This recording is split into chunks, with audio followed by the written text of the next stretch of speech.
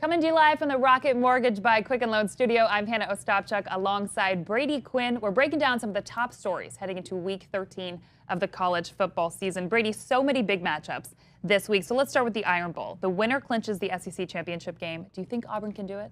I think they can. Look, they're playing at home. We saw 4 years ago the infamous Kick Six game. Oh, I love that game. An undefeated Alabama team came into Auburn thinking they were going to come away with the win. That wasn't the case. So we've seen them do it before. And plus, this is the best team that Auburn's faced all year. This is a very balanced attack. Kerryon Johnson's the leading rusher in the SEC. Jarrett Stidham's played really well the last 3 weeks. 8 touchdowns, only 1 interception. And their defense, I think, can potentially stop that rushing attack of Alabama. So I think Auburn's got a shot. I don't know that they're going to be able to do it. But we've seen it in the past, so I can't wait to watch that one. I'm rooting for them in this one. I really hope they can do it. In other news, Oklahoma head coach Lincoln Riley announced on Monday that quarterback Baker Mayfield will not start, but he will play in this week's game against West Virginia. This punishment, of course, comes after Mayfield made an obscene gesture and also yelled inappropriately towards the Kansas sideline on Saturday. So how does behavior like this affect his push for the Heisman? I don't think it really affects it at all. To be quite honest with you, we've seen in the past other Heisman winners with character flaws and issues. And it seems like the Heisman Committee and voters turn a blind eye to that sort of thing. Right. And they really do make it about their performance on the field. So I don't think it's going to affect them too much. I do think it'll affect how some people look at him at the NFL level.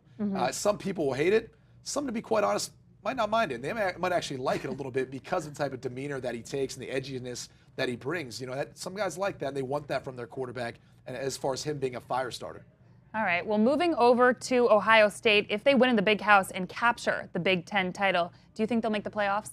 I think they will. I think at this point in time, they've had a pretty solid resume. Now, people are going to start talking about, well, look at their losses, look at they lost to. But that would also be assuming that Oklahoma somehow didn't win the Big 12 and they weren't in there, because I think they'll be a part of that. And I think when you look at Ohio State's body of work, when it's all said and done, they're going to beat a number of top 25 teams who are tough on their schedule. And at the end of the day, they'll probably be the 4 spot. But they've played good enough football. I think they're very deserving of being in this college football playoff. And lastly, according to reports, Chip Kelly has at least 2 schools interested in him. UCLA, who just fired Jim Mora on Sunday, and he also met with the Florida Gators on Sunday. So how do you think he's going to make a decision here? Well, I think the tough thing is, where does he feel like he's got more familiar grounds? And to me, it makes way more sense to be in UCLA. And that would be a nightmare for USC. They're hoping he takes the Florida job because he's already got a presence on the West Coast in recruiting. We've seen that previously with his time at Oregon.